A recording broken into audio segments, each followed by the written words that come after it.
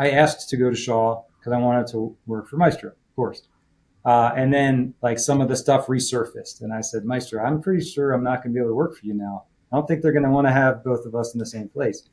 And again, another example of a commander just taking care of things and being cool and calm and collected and facing the challenges head on, saying, no, we're going to get through this. It's going to be fine. And you're going to be the OG at Shaw. And I was very fortunate to be able to work for that guy, even for a short time, because he continued. And so did Hack, as the guy that helped pull me in.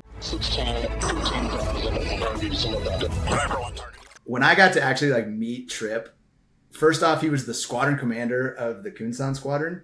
And I was like, you're telling me that the squadron commander, who I'm calling Sir right now, is the Dos Gringos guy. And I didn't know that. And I didn't necessarily know that because I was late to the F-16. But for those out there, Dos Gringos is like kind of the anthem of the squadron bar. Like all the songs are like the anthems of the squadron bar. It's always playing in the background, all this different stuff. You said you started kind of playing early on in your career. First off, how did it start? And then how did this kind of, I assume it started as a hobby, like take on kind of a life of its own, and how has it kind of gone, and where is it now? So have you always been musically inclined? I would say I grew up, my mom was a piano teacher.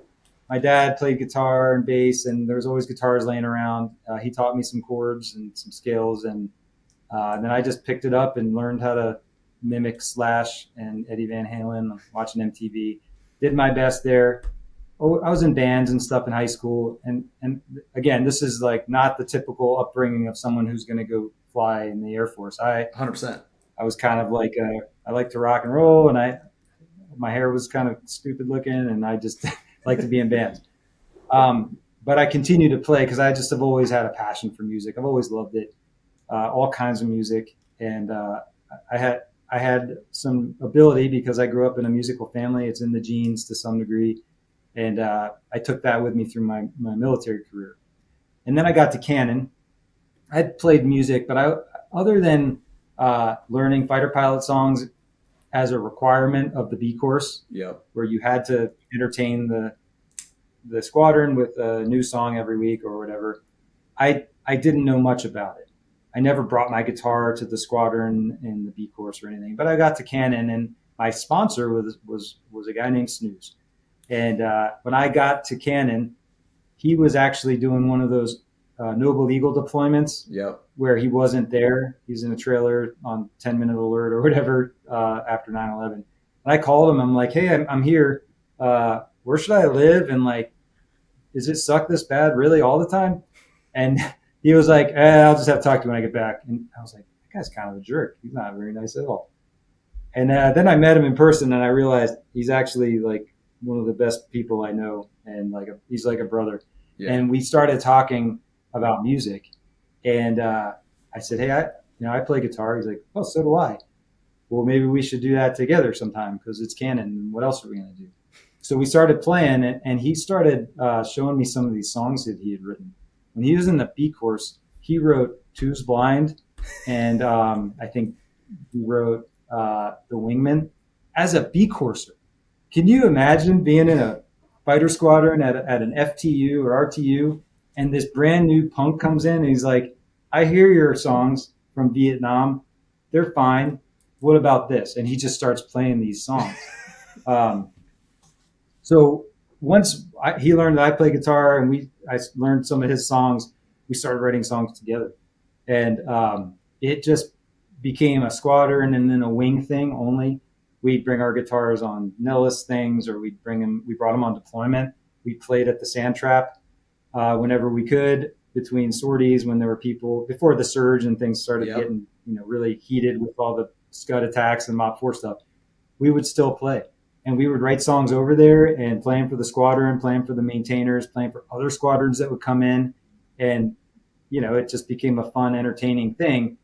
When we got back, we recorded in Lubbock, Texas, an album. We had accumulated enough songs that we had written, the songs that he started with, and we just, some of them were inside jokes, some of them were not as good as others, but we had a few $100 and we went to Lubbock and found some dude in a warehouse with an Apple computer and a couple microphones. And most of the things that you hear on that first album are just one take live. When you hear a group of people screaming or saying Fox 2, that's all of our squadron bros and sisters coming out, drove out to Lubbock and went and we're like, hey, say this. And they just live around the microphone screaming things. And then a couple of them we dabbled in trying to like produce a real song with different tracks and drums. But those aren't the ones that people care about. It's the ones that were just a guitar, an idea, a funny set of lyrics, and things that you could, remember and sing along with your friends. That make fun of ourselves. In the end, that was kind of a core tenet. It's self-deprecating. I think a good fighter pilot is always humble and self-deprecating, and also credible, as we know the mantra goes. But I think music was just another kind of extension of that. Let's do things that are fun, that build morale, that make us laugh at ourselves, take the edge off, especially when you can't have a drink after getting shot at. Exactly. We at least can laugh and make fun of each other. And then a lot of really magical things happened after that, I would say. This was, if you remember, the early 2000s, I mean, people still bought CDs, right? That was like how you got music together. So we pressed hundreds of these freaking CDs, and we're just thinking, we'll just hand them out to our friends, maybe try to recoup some costs, sell them for $5, $10. And we started getting requests in our work emails. It started to spread, and they were like, can I order one? And so we started like shipping them to people, totally breaking all the rules, doing business on a government computer. And then it just started to get viral. And before we knew it, we had sold like 1,000 of these freaking things. Yeah. So we recorded another one. Yeah. And that one was at a bigger studio. That was called 2. That was when Snooze had gone to Moody to teach IFF. I think at the time I was at Luke flying the RTU. And then we recorded that one over the course of about a week, which was super fun. And then we did the live one right after I graduated weapons school. We did a live show in Vegas, and that was super fun with a whole band, and all the folks showed up at Tommy Rockers. And that was awesome. And then I went to the staff, and we really got serious with El Cuatro. We had done a lot of shows, by the way. We got to tour around and play a lot of interesting places. Remarkably, the only trouble we ever got in early in our career was at Cannon when we were singing Sammy Smalls, which isn't even our song. And the wing commander's wife, or the vice wing commander's wife, got super mad at us. And we got in a lot of trouble. Like a Monday morning pilot meeting, stand up for the whole wing, where we're just getting, not by name, but these 2 pilots are blah, blah, blah. Terrible people. They have talent, but they lack judgment, is what I'll never forget. So we got banned from the O Club, and then the whole squadron burned their O Club cards into like this big mass of like molten plastic. And no one in our squadron ever went to the O Club again out of solidarity, which I think is very special. And then we did El Cuatro, which was a super fun thing. We started to learn more about recording and production. A lot of the tracks you hear on that were just me recording in my basement with like building the tracks and then sending it to the studio, and Snooze doing his parts with me and working together, adding studio drummers, like really good humans who play real music, and then producing what we think was pretty cool for, again, a fairly shoestring budget. And then this shit hit the fan, man. Like Shawgate, that shut things down for a while. We went underground and kind of didn't want to get anyone in trouble or fired. I thought I was done. And look, admittedly, there's some songs that probably went too far. There's definitely songs out there that have gone way too far, and they're, we had there was a course correction needed. But I mean, they did an interview on CNN about us. They're calling us pornographers, and I'm just like, I called the JAG, or the lawyer at the base. I'm like, they're saying I'm a pornographer. Am I a pornographer? He's like, no. It turns out you could be. It's totally legal. I'm like, really? Still would be illegal. I mean, it's frowned upon in this establishment. As long as you're not wearing your uniform while making said pornography. I said, okay, well, I'm not going to do that. but we definitely throttled back and kind of went way underground for a while. I didn't play. I focused elsewhere, and honestly, that's you guys what disappeared for you. It was noticed in the younger. I'm not going to age you. I'm not going to age you. I'm not going to do it. I was like, but it was noticed in I'm the younger. I'm almost 50 years old now. Yeah, me too. It was noticed in the younger fighter pilot community when you guys went underground for a while. Well, part of me hoped that someone would fill the gap, but I was happy that no one did, because they would have just ended their career. It was a really tough period of time where it was probably good that we all just kind of took a step back and were like, okay, maybe we should just cool things off for a little bit, preserve the things that we want to preserve, and we can live without some of the things that we might have grown up with. And I actually don't think that was a terrible thing. I think they went too far in a lot of areas, of course, taking nose art from World War II history off of posters like that. Okay. But we decided, all right, we still have all this creative energy. We still want to do things that are music related. So me and Snooze and another close friend of mine who I actually in business with, also from college, Easy, we created a veteran nonprofit, veteran support organization called Operation Encore. So I'm like a walking billboard, man. Hope you noticed. I did. But so Operation Encore, we're like, I'm all for shout outs. Yeah. Cool. OperationEncore.org. Anyways, what we decided is, all right, if we can't do the funny kind of, drinking music, Tenacious D style stuff that we've been doing for the last, 15 years almost, let's channel that energy to something that is still cool, but in a different way. So we created Operation Encore initially just as a record label where we gave all the proceeds to the artists. We didn't want to make any money. We came out of pocket a lot, right? We just wanted to get veterans who wrote music chances to record in a professional studio. And we did that. We made 2 albums. We transitioned to a nonprofit, and we're still alive today. We've got over That's 40 awesome. artists that we give opportunities to veterans, families of veterans, folks who, occasionally some active duty folks still, but it's tough to do it. We put them in live music opportunities. We've had artists play at Newport Folk Fest across the bay here.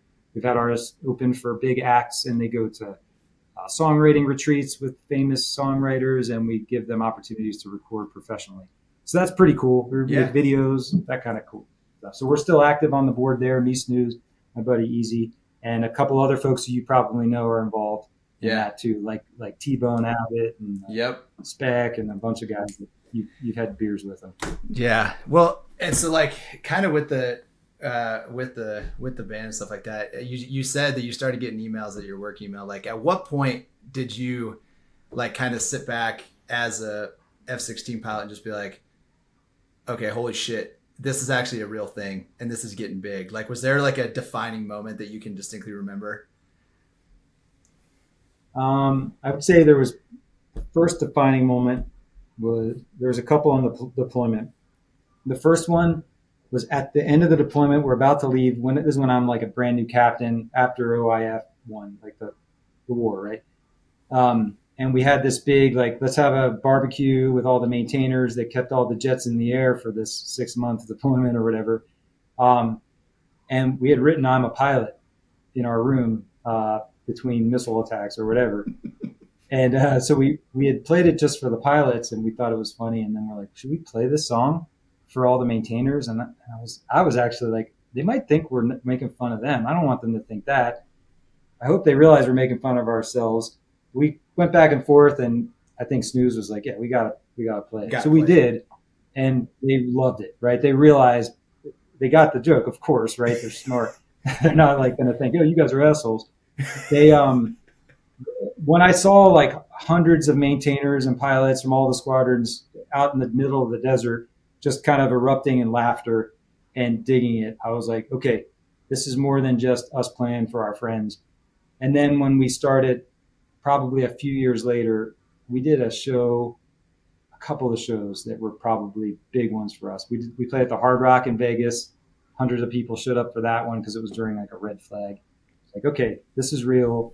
We played in Europe at a couple things for like NATO places, Germany and et cetera, a couple places there. And there's just tons of like Germans all over and Dutch folks. and they were singing along to all the songs. That's when I Yeah. knew it was getting pretty big. And then when I would get emails from like Poland, some random pilot of some place, I'm like, how did you hear about this? Well, it turns out once people stopped buying CDs, they started just burning them and sending them on, to their friends, MP3s. And that's when it became really hard to make money Yeah. selling music and making music, which we never really made a ton of money. But, it was, it became clear to me once music became a viral thing that you could share.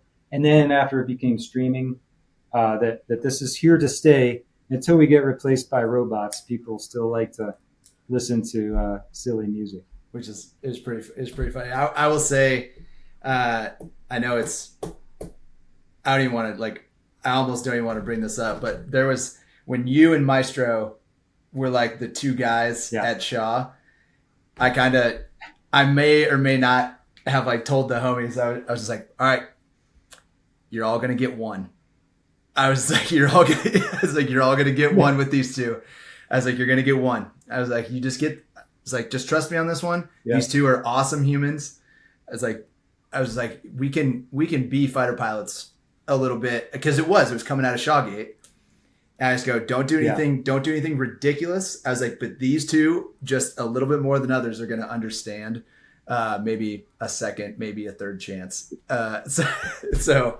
And then how did you balance being a commander and all this different stuff, and then kind of having that? Did it ever become? I mean, you said it. People, I mean, you got called a pornographer, but did it ever actually become a real problem? Yeah, it never really did. And when that came out, and I was a DO at Luke, I called my OG. There's another example of a good OG. Yeah, just taking care of his people, right? I was like, well, it was a good run. I think I'm done. I'm in the paper or whatever. And he's like, just relax. It's going to be fine. I was like, are you sure? And I had a wing commander that was cool at the time too, Skeeter. They realized, look, everybody grew up with a certain established set of rules of what was okay.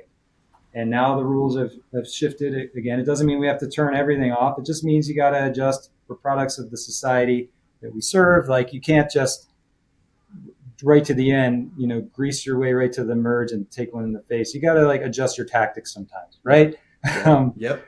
And so I think that was a valuable lesson for me. We stayed true to the core of what we do, which is don't take yourself too seriously. Don't be a jerk. Don't make anyone feel like an outcast in your squadron. Yep. Everyone should be, if they're in your unit, they should feel like they're part of the unit. And if you're doing things that make them feel like they're not part of the unit, then that's a problem with you, and it's not with them, usually. Sometimes people have really thin skin or whatever, but you know what I'm saying. Absolutely. It should be coming from a good place, a positive place. And that's kind of what guided me. And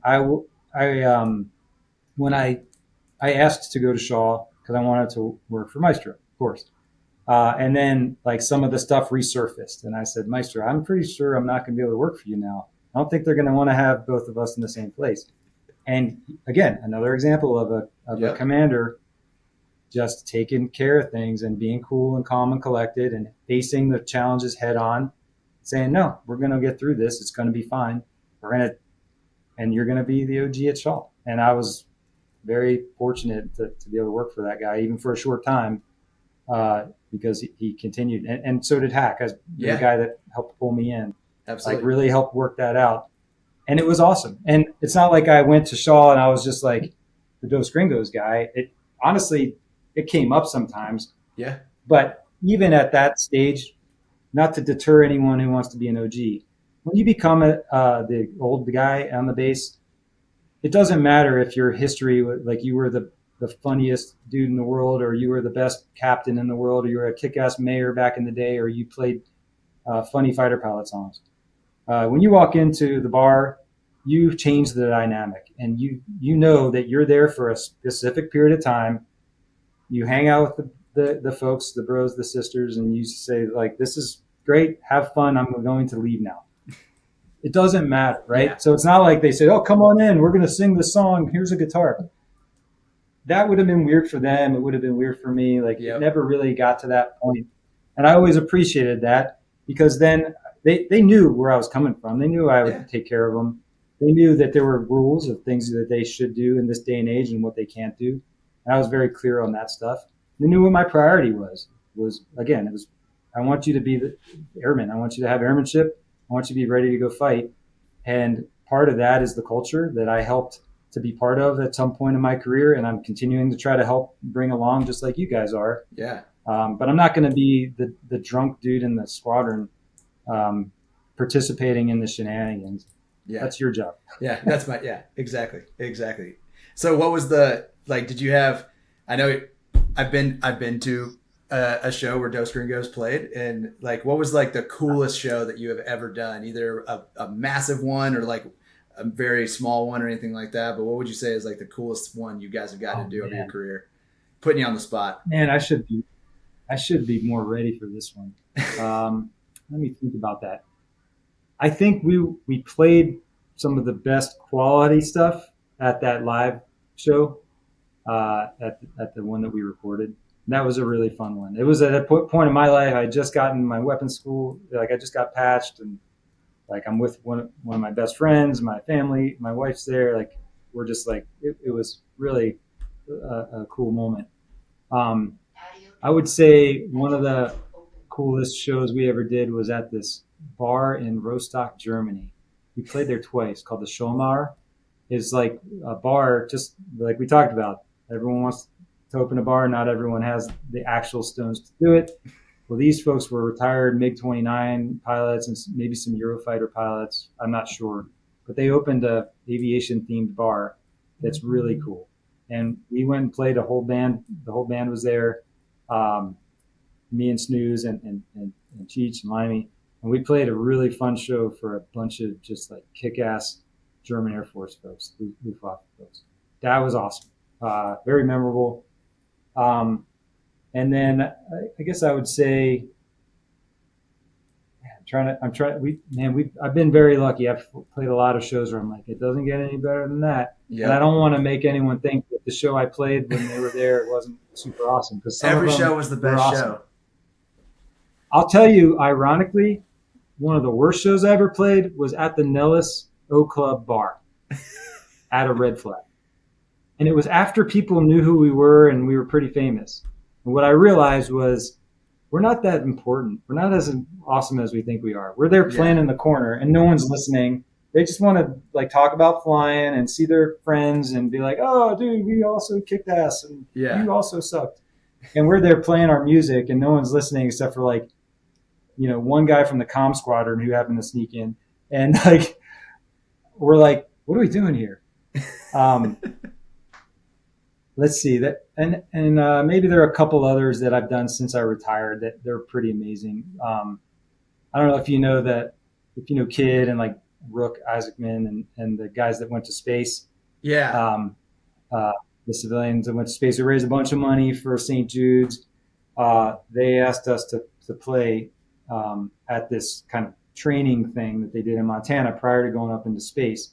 So me and Snooze and the band, like T-Bone Abbott, Specker, and just a whole group. It was awesome.